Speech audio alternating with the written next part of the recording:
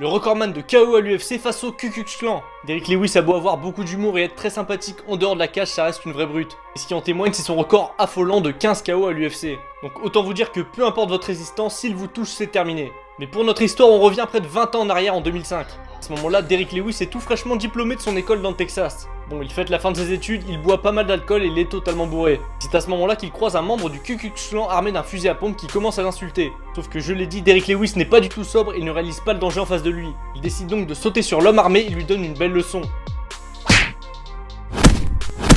Et ça a été très violent puisqu'il a été condamné à 5 ans de prison. Heureusement pour lui, il est sorti 3 ans et demi après pour bonne conduite.